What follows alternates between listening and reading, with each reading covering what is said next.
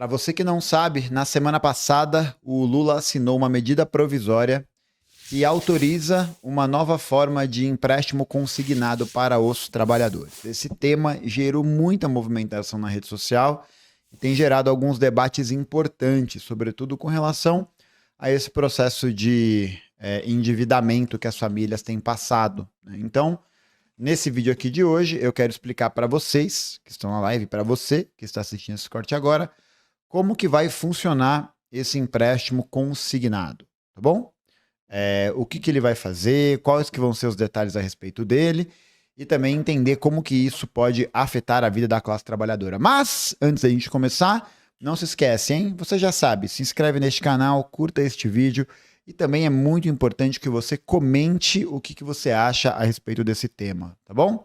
Se você vai pegar o empréstimo consignado, se você não vai, etc, etc, etc, tá bom? Então, já comenta aqui, já se inscreve aí, já curte aí e vamos embora. Bom, gente, primeiro para entender, né, como é que funciona esse tal de empréstimo consignado, é importante que a gente entenda o que exatamente é um empréstimo consignado, tá?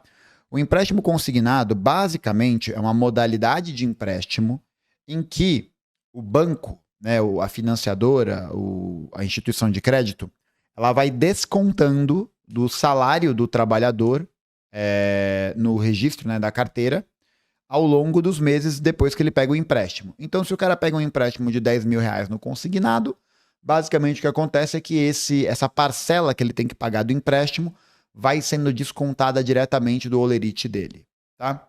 Então, basicamente, esse empréstimo consignado vai operar nessa linha, tá? Ele opera nessa linha. Diferentemente de um empréstimo pessoal, né? Quando você vai ver um empréstimo pessoal de um banco, um grande banco, por exemplo, você vai precisar pagar os boletos, né? Pagar ali as guias dos empréstimos para que você não fique com o seu nome negativado, tá bom? E aí o que acontece é o seguinte, na semana passada, o Lula assinou uma medida provisória, ou seja, isso ainda vai ser colocado em prática, de uma nova modalidade do empréstimo consignado, em que o trabalhador assalariado, o trabalhador do mercado privado, poderá ter o direito de utilizar o seu Fundo de Garantia de Tempo de Serviço, o FGTS, como âncora, né? Como garantia para a realização do empréstimo. Então, o que vai acontecer? O trabalhador ele vai lá e vai abrir o aplicativo dele, do banco, do FGTS, no caso, o aplicativo lá que eles vão inventar, que na verdade já inventaram, né? Na verdade já tem um aplicativo rodando, já tem solicitação de empréstimo rodando e tal. Mas você basicamente vai abrir esse aplicativo do governo e aí nesse aplicativo você vai ter a opção de solicitar um empréstimo. E aí essa solicitação de empréstimo vai poder utilizar até 10% do seu FGTS como garantia, tá? Então, se você quer solicitar, por exemplo, um empréstimo de 10 mil reais, esse empréstimo vai utilizar 10% do seu FGTS, né, que está guardado, como garantia para a realização dessa solicitação de dinheiro. Tudo bem? Então, o banco ele pode ou utilizar esses 10% do saldo total disponível, ou ele pode usar 100% da multa rescisória, né, que é quando o trabalhador é demitido sem justa causa, e aí entra esse valor a mais na conta aí do FGTS do trabalhador. E aí, conforme o trabalhador vai vivendo a sua vida, esse valor dele vai sendo descontado diretamente do salário. Os juros do empréstimo consignado é considerado um juros bem mais baixo do que de empréstimo pessoal. Por quê? Porque esses juros, como esse empréstimo está atrelado ao FGTS, existe mais garantia, existe mais segurança para os bancos e para as financiadoras de que o trabalhador vai conseguir pagar esse empréstimo, né? E aí, isso já, enfim, apresenta uma miríade de problemas, né? Já tem uma miríade de problemas quando a gente para pensar nisso, né? Em primeiro lugar, utilizar o FGTS como garantia de empréstimo é uma coisa boa? Olha, com certeza é uma coisa boa para o banco e para a financiadora, né? Porque na prática o que está acontecendo é isso aqui. Estão comprometendo o FGTS, que é esse instrumento de poupança forçada dos trabalhadores, para garantir a maior circulação de capital e transformar essas solicitações, esses empréstimos, em crédito no mercado de crédito.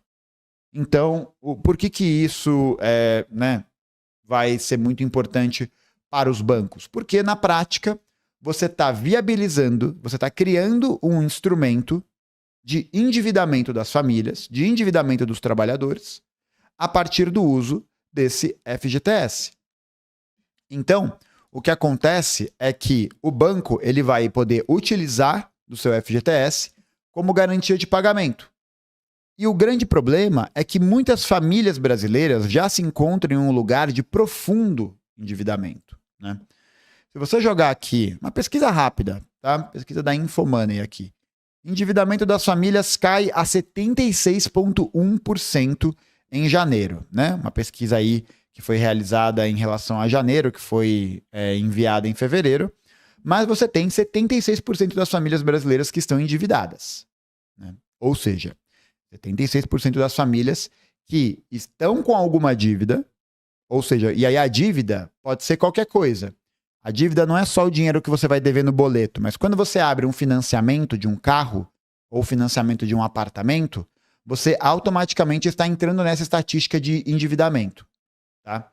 Então, esse dado mostra pra gente que 76% das famílias brasileiras estão de alguma maneira endividadas, ou seja, tem parcela e boleto para pagar, seja de um financiamento, seja de um empréstimo, seja de qualquer coisa assim.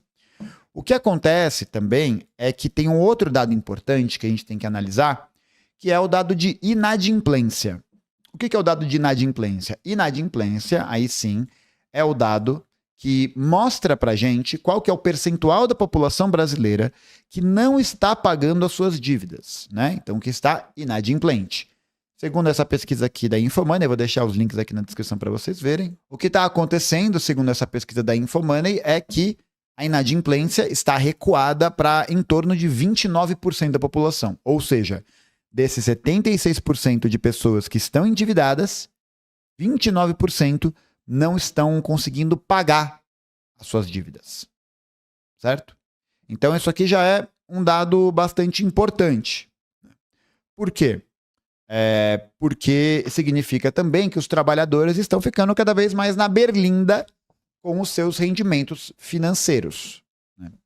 E você tem um outro dado importante para a gente poder tentar analisar essa questão do empréstimo consignado, que é a participação da massa salarial dos trabalhadores no PIB brasileiro, tá? Tem uma matéria aqui que saiu no dia do meu aniversário, dia 5 de fevereiro, em que a participação dos salários no PIB brasileiro caiu 12% em 5 anos. Só para vocês terem uma noção de efeito comparativo, em 2016, esse percentual era de 35%. Ou seja, está vindo ali numa decadência bastante acelerada já faz alguns anos. Isso é um indicativo também de que o processo de pagamento salarial dos trabalhadores tem se enfraquecido ao longo dos últimos anos, né?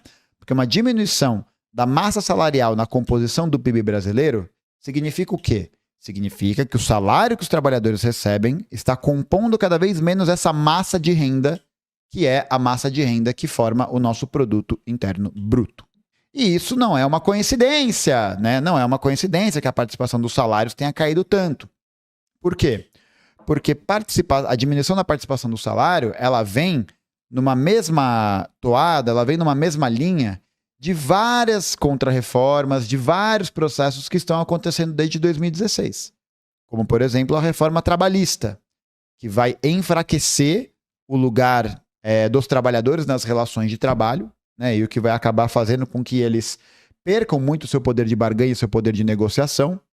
E você tem uma série de mudanças estruturais importantes que são inauguradas a partir do programa do Michel Temer, que é a Ponte para o Futuro, né? Que é a privatização de várias estruturas, que é a destruição do orçamento público, que foi o teto de gastos, etc, etc, etc. Então, todas essas medidas que aconteceram, que ganharam essa proporção a partir do governo Temer, estão sendo continuadas pelo governo Lula, tá? É uma coisa que eu já disse aqui, já disse em mais de uma vez, e é assim, o dado da realidade, né? É difícil, é dureza, mas a gente tem que encarar a realidade. O governo Lula 3 é a continuação da ponte para o futuro. É a mesma coisa que o governo Temer 2, com uma diferença substancial.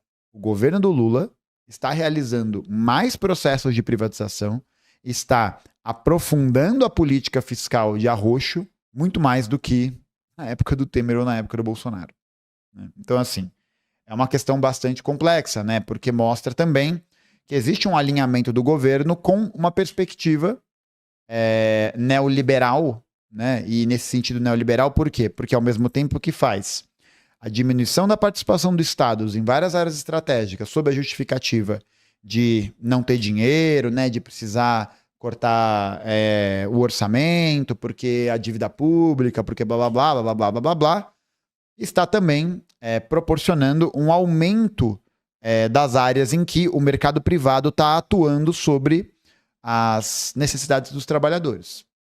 Então, lembrar aí para vocês que no dia, em abril de 2023, foi assinado um decreto pelo vice-presidente da República, Geraldo Alckmin, na época que o Lula estava viajando, mas né, nada é feito sem essa anuência, sem essa aprovação, sobre a expansão dos programas de políticas de PPPs. Né? Então, é um movimento que vem sendo realizado ao longo desses últimos anos. E aí, aonde que entra essa questão, né? O que o empréstimo do consignado tem a ver com isso? Com o processo de diminuição da participação da massa salarial dos trabalhadores na composição do PIB, isso veio acompanhado também, isso acompanha, na verdade, um processo de precarização da força de trabalho. Né? O que é essa precarização da força de trabalho? É a piora das condições de vida dos trabalhadores e do seu trabalho. Então a gente tem visto, ao longo desses últimos quase 10 anos aí, né?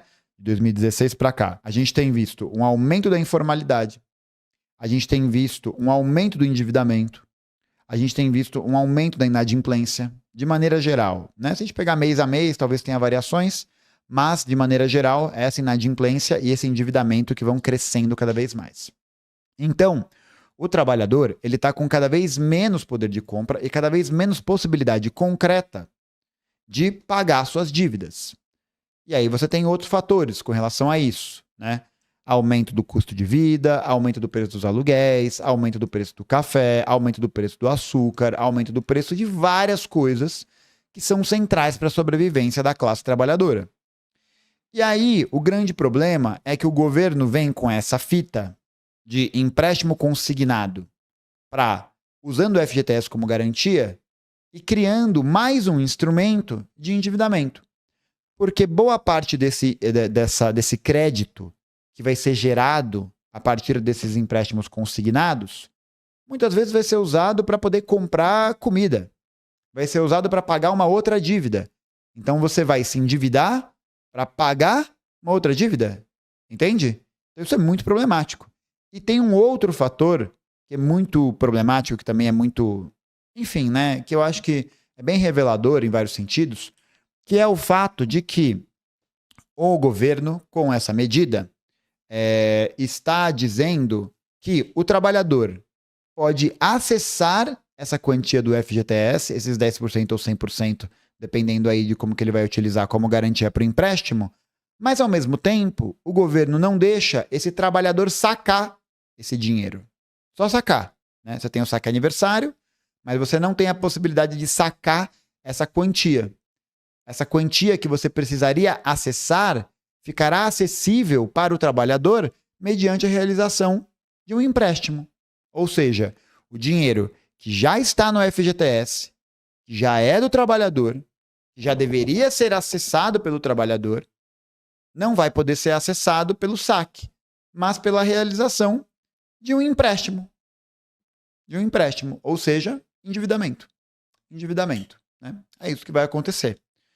E aí, isso também vem na mesma seara, no mesmo sentido, de vários ataques que estão sendo realizados a essas estruturas que possam garantir algum tipo de estabilidade para os trabalhadores. Né? Aí teve muita gente que falou assim, né? Porque você comenta essas coisas, você faz conteúdo, você fala sobre isso.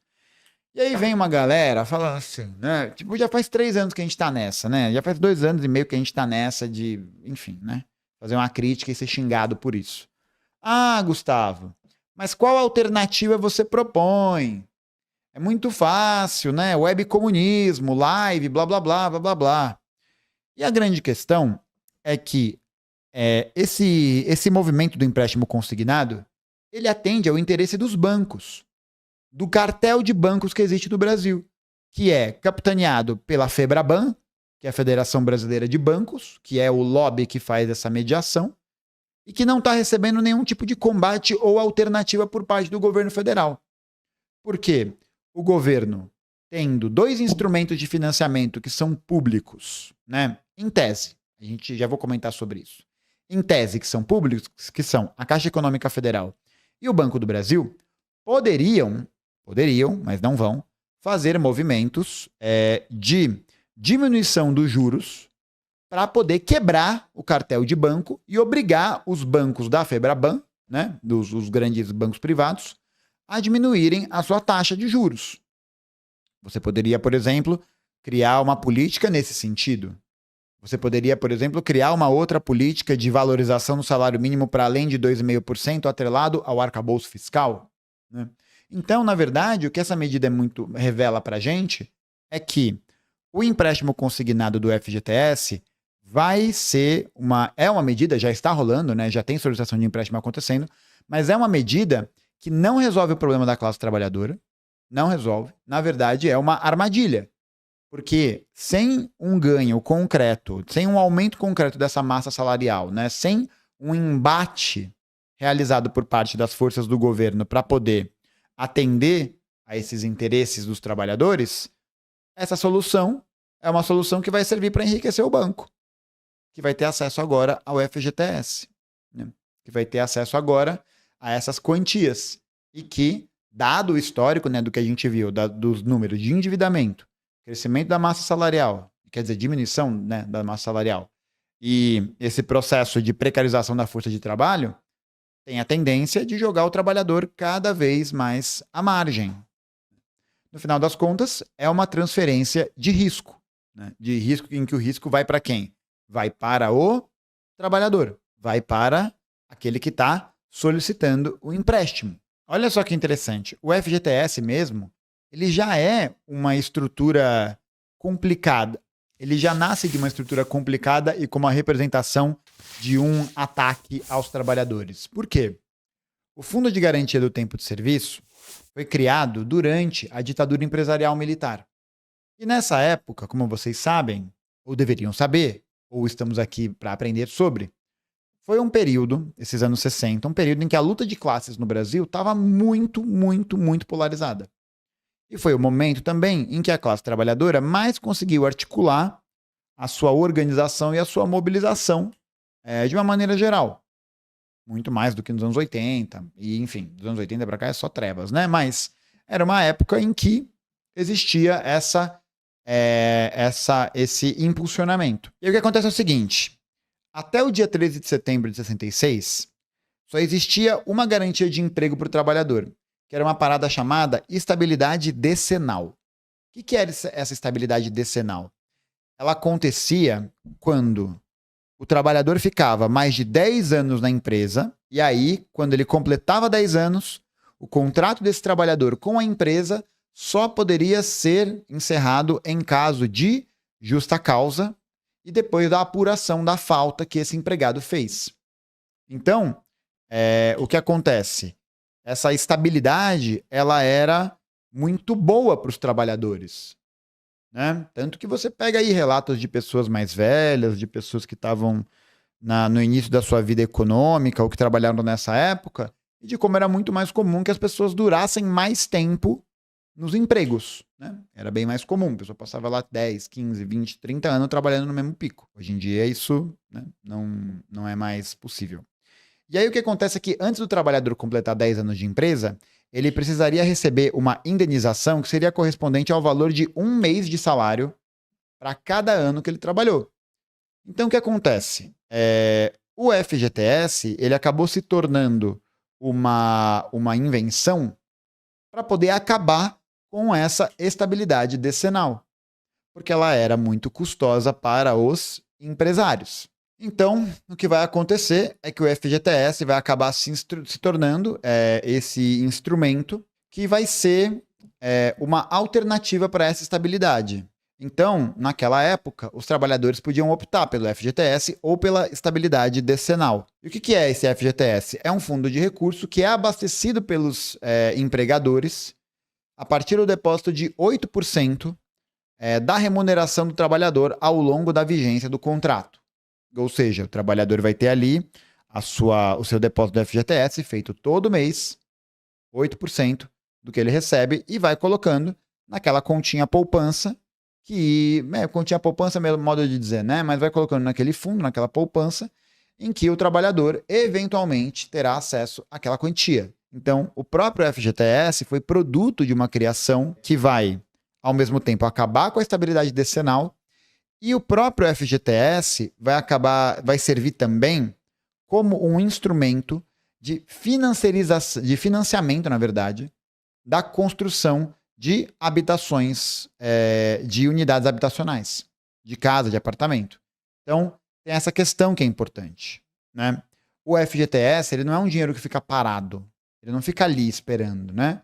Mas o governo utiliza aquela quantia para poder financiar grandes obras públicas, para poder financiar obras, certo? E aí, esse instrumento vai servir muito bem para poder acabar com essa estabilidade, e agora a gente está vendo a realização de mais um ataque sobre essa estrutura dos trabalhadores, sobre esse recurso, né, que foi criado e utilizado para poder garantir uma estabilidade e garantir uma graninha no final do período do contrato, para que assim o trabalhador tenha um recurso, uma cama de segurança monetária. Só que isso vai significar automaticamente que ao longo da história vão sendo realizados ataques, né, a esses instrumentos, como é, por exemplo, o caso do que está acontecendo aqui com esse empréstimo de consignado via FGTS, né, usando o FGTS aí como garantia. E é bem problemático, né? Porque mostra também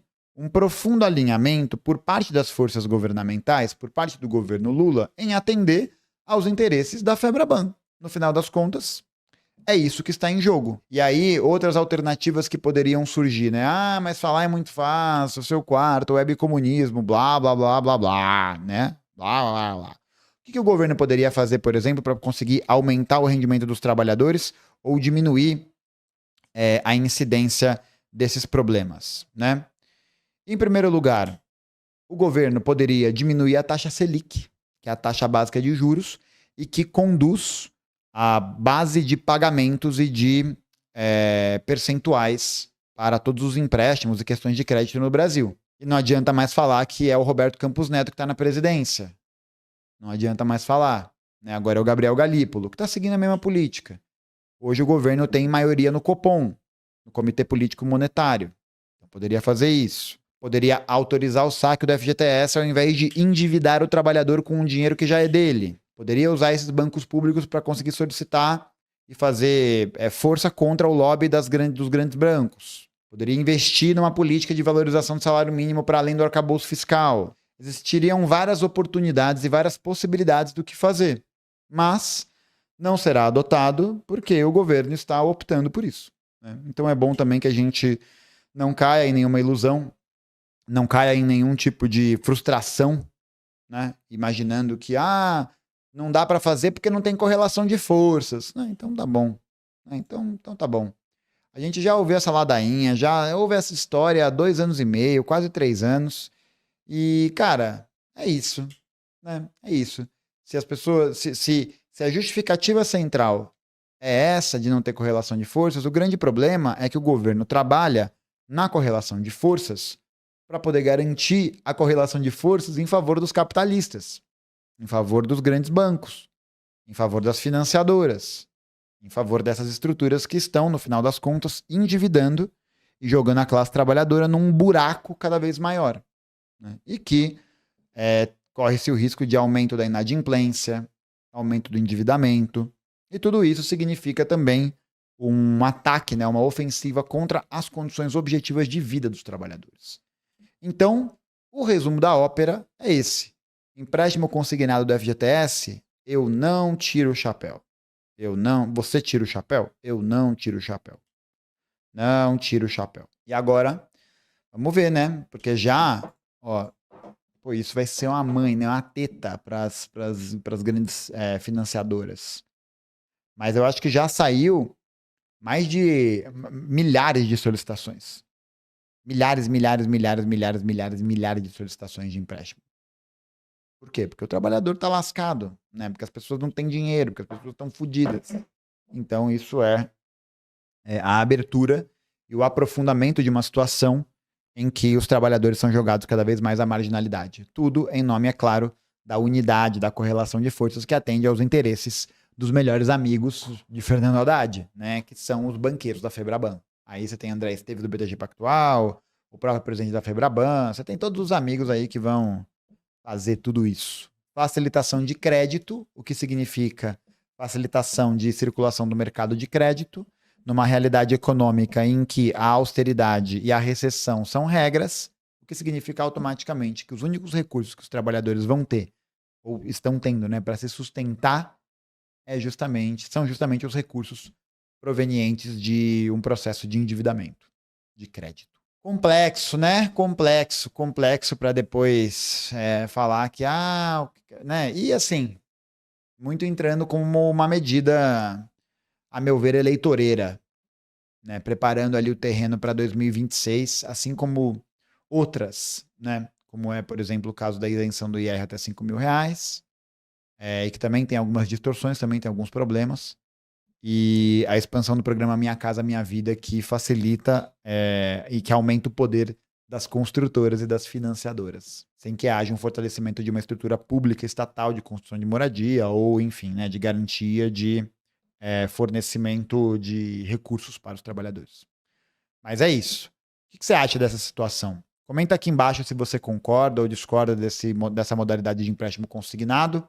E não se esquece também de se inscrever neste canal, de curtir este vídeo e de se tornar membro, tá? A partir de R$5 por mês, só R$5 por mês, você já acessa 2 lives extras toda semana e você acessa todo o conteúdo que a gente produz aqui no canal. Além, é claro, de vídeos exclusivos aqui dessa plataforma. E também quero te convidar para conhecer o nosso clube de leitura do História Cabeluda. O link está aqui embaixo na descrição desse vídeo, tá bom? Primeiro link aí, dá uma olhadinha para você saber mais. Beleza? É isso, gente. Muito obrigado e até a próxima. Não acabou a live, ok? Não acabou a live, ok?